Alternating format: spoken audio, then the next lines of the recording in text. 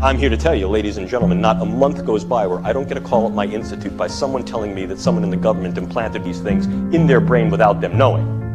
I'm not kidding. Now you may say, this doesn't concern me, or my children, or my community, but this is less and less true. Once we let the proverbial cat out of the bag, well, at that point, now we let loose science and technology in the broader public sphere. And this then gets us into the actually derivative social issues. We've advised the Joint Chiefs of Staff at the Pentagon, which sounds very important. The individuals, the groups, the politics, and the societies that have the most sophisticated tools and perhaps weapons win.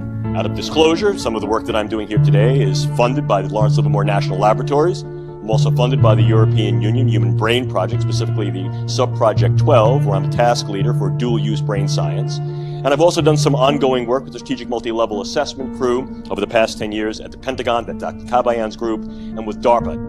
Military agenda is interested on the potential weaponization and misuse of brain sciences for nefarious agenda, for political, intelligence, and military uses. I give you no science fiction in this lecture. I only give you science fact that may smell of something fictional or fantasy, but represents the reality of what we're capable of doing with the brain science. See, nanocells are real small, 1,000 times smaller than these dust particulates.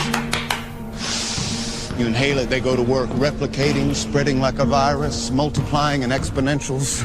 6 months' time, I could have 100 million people converted, ditch diggers, porn stars, and presidents. Not one would be the wiser. 100 million people will buy what I want them to buy and do pretty much damn well anything I figure they ought to do. I'm here to tell you, ladies and gentlemen, not a month goes by where I don't get a call at my institute by someone telling me that someone in the government implanted these things in their brain without them knowing. I'm not kidding. There are those that think, wait a minute. The last sanctified space is that of my consciousness, and you're using this stuff to invade that? You're right. Technology has always brought man to the front of a new era. Old religions die and new religions are born. And now we all have arrived at a turning point in history. Folks, we are about to be plugged into the Matrix for real. I'm not kidding. You can look around you and see it happening in real time. We have reached a new milestone where 4 billion people are now using the internet.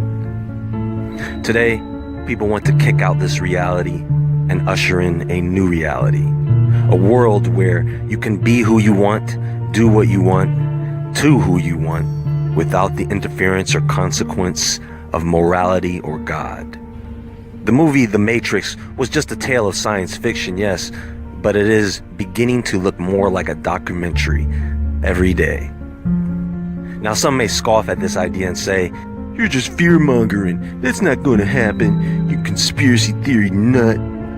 Well, I may be a nut, but there is no conspiracy when the information is made public to you.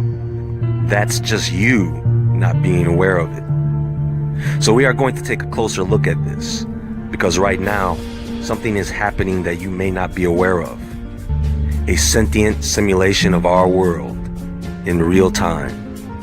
No, this is not a video game, folks, but for those who think it is, I have a question. Are you ready, player one? What has gone from the drawing board to the reality is this: the use of neural interfacing and physiological interfacing through the idea of remote-controlled small-scale systems to create a nanoswarm of biopenetrable materials that you cannot see, that can penetrate all but the most robust biochemical filters, that are able to integrate themselves through a variety of membranes, mucous membranes, and wherever, mouth, nose, ears, eyes, and they can be done in such a level that their presence is almost impossible to detect, and as such, the attribution becomes exceedingly difficult to demonstrate. The idea here is to put minimal-sized electrodes in a network within a brain through only minimal intervention to be able to read and write into the brain function in real time, remotely. A group of scientists say we are closer than ever to creating technology which can emerge with human biology in order to access the cloud in real time. Confused? Well, RT's Rachel Blevins is here and has all the details. Can you imagine technology that is so advanced it could provide you with instant access to the world's knowledge and artificial intelligence as soon as you think of a specific topic? According to a group of scientists, neural nanorobotics may be developed to enable a safe, secure, instantaneous, real-time interface between the human brain and both biological and non-biological computing systems. This level of technology could include brain-to-brain interfaces, brain-to-computer interfaces, and specifically brain-to-cloud interfaces. Technology linking the brain to the cloud could drastically alter the state of communications between humans and machines. So in order for this to become possible, the study noted that data transfer between living human brains and the cloud would likely require the use of supercomputers with artificial intelligence algorithms.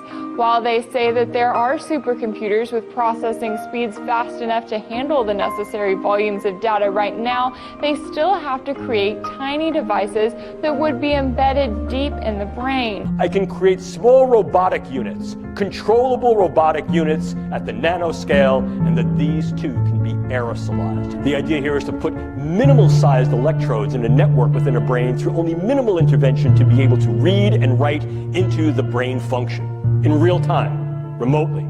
The senior author of the study noted that once inside the brain, the devices would then wirelessly transmit encoded information to and from a cloud-based supercomputer network for real-time brain state monitoring and data extraction. Such a breakthrough in technology has the power to transform communications, education, work, and the world as we know it. But with the requirement of tiny devices being inserted into your brain in order to access the cloud, it remains to be seen just how many people will be willing to participate. This is a very touchy area, but the disruptive effect can be huge. It can target key individuals and influence in ways that are kinetic and non-kinetic the attitudes, beliefs, thoughts, emotions, activities, and relative vulnerabilities and predispositions of those individuals for whom it may threaten us. It used to be that I need to be exceedingly close to someone to now influence them with a weapon, and now what we see is we create both distal potential as well as much more capable potential to affect them in a variety of different ways. A sentient being is simply a being that has feelings. So when you take that word and place it in front of the words world simulation, that should raise an eyebrow. Now, creating a world simulation is not a new concept. Even a sentient one has been attempted over and over. For the public, these often came in the form of video games. The problem with these models is that they have to be constantly changed and upgraded every time there is a major event, new trend, or change in the real world. The sentient world simulation does this automatically. So what this is a synthetic mirror of the world we live in. Not a piece of it, but the entire world. And this program constantly recalibrates the simulation based on real-time world events, trends, theories, economics, industry, almost everything you can think of that would contribute to an accurate model. Not to mention the individual pieces of data on every single person represented in the simulation.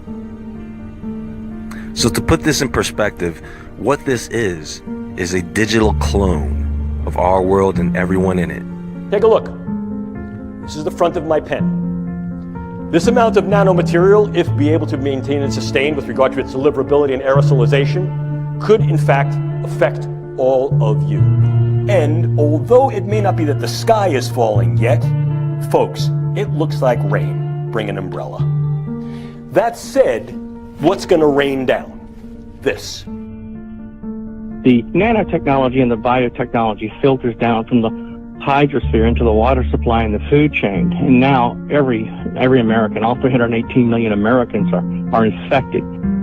What do we do with the tools and techniques we have? What can we do and what should we do? Can we create designer brains? Are they targetable after birth? Are they modifiable throughout the lifespan? The answer to each one of these, ladies and gentlemen, is yes. I give you no science fiction in this lecture. I only give you science fact that may smell of something fictional or fantasy, but represents the reality of what we're capable of doing with the brain sciences. And what happens when we ultimately reverse engineer the brain and develop a machine that has cognitive capability and emotional capability. Before you go, oh, that's the stuff of science fiction. No, it's not. Actually a system of computers, of conscious computers with a will, intellect, and emotion of their own. Now, it's really not their own. It's the it's the bioalgorithms which make up the bioalgorithms which make up the will, intellect, and emotion of those that they've copied and destroyed. Can we handle the truth? Can we handle the answers? And even if we can, how are we going to handle it? Your brain is remotely tied, the cerebral cortex is remotely tied to a supercomputer for life, which monitors and manipulates all electromagnetic activity in the victim's brain. A machine that has cognitive capability and emotional capability. Literally uses the first person singular I and tells us how it feels. A real, live, breathing, sensitive, and responsive entity, just like Pinocchio becomes a boy. If I stood before you 3 years ago and I told you this, I'd be like, here's science fiction that should start out with once upon a time. Not science fiction anymore.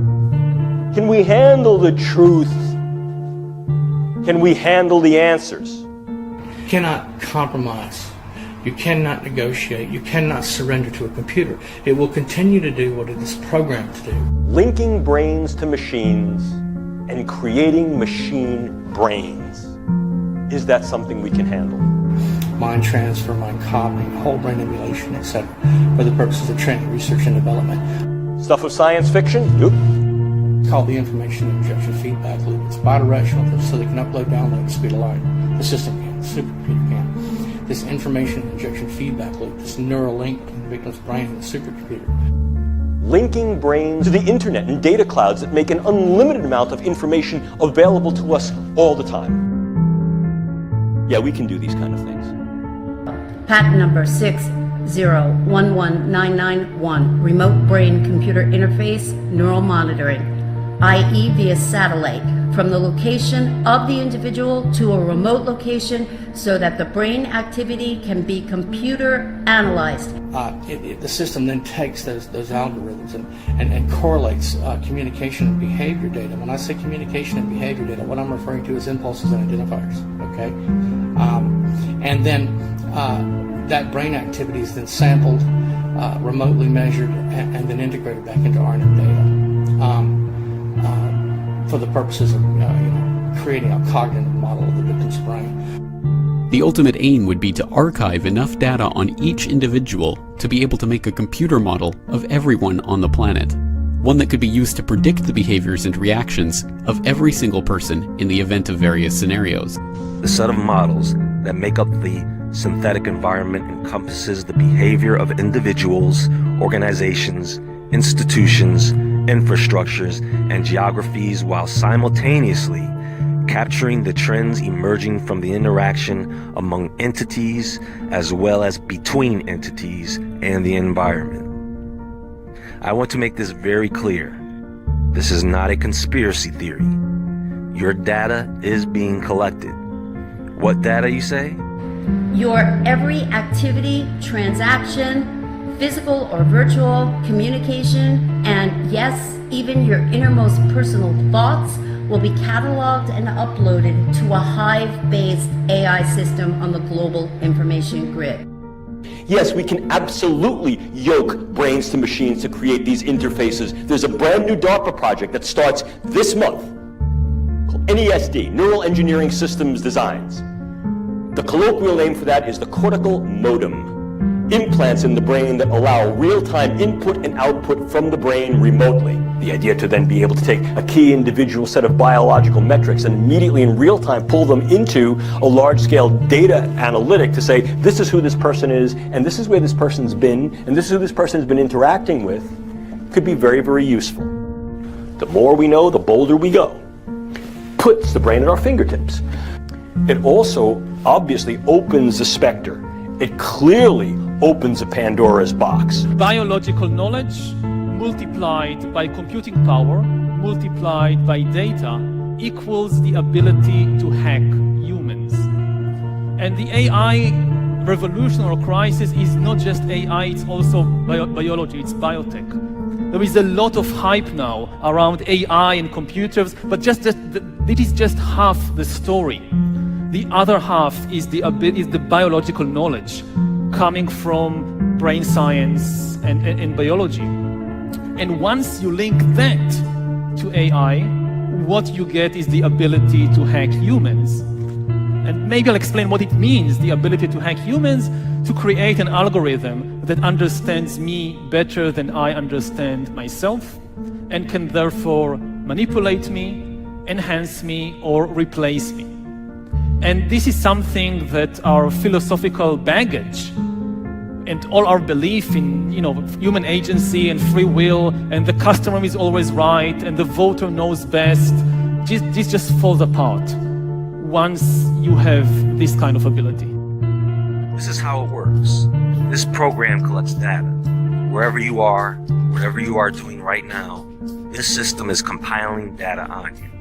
And not just about where you are and what you are doing, but how you are feeling. Because after all, you cannot truly have an accurate simulation without factoring in real human emotion. I can see you and hear you.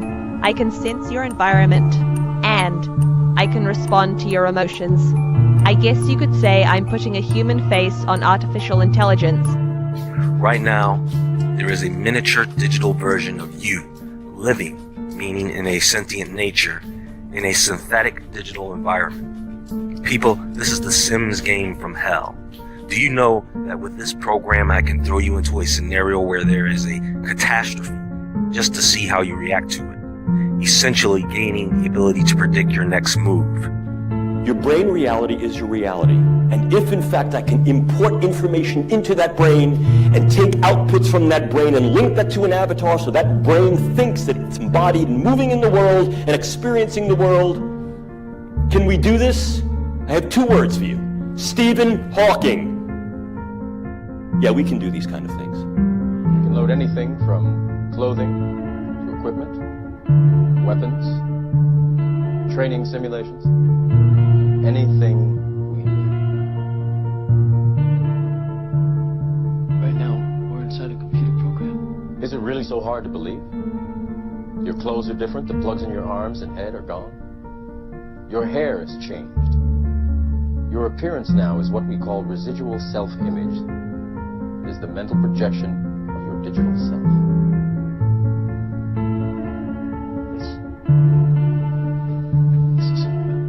What is real?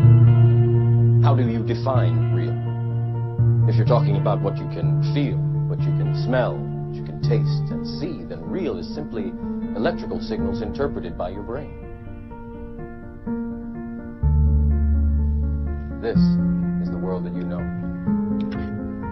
The world as it was at the end of the 20th century.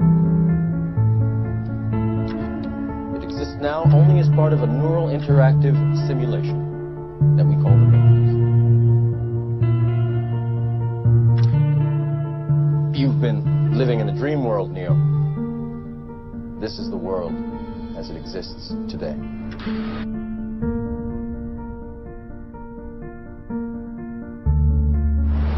Nico! My cousin! I can't believe it, you're here! Welcome to America!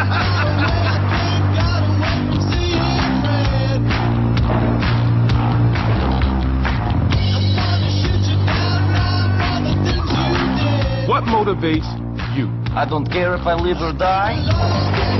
I'm looking for someone. Don't do anything stupid, cousin! Man, I'm ready for you! I'm ready!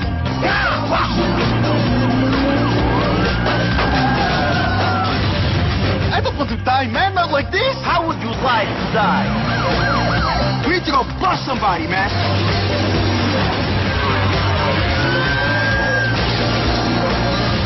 I'm the one who survived. Grand Theft Auto 4, out now. Rated M for mature.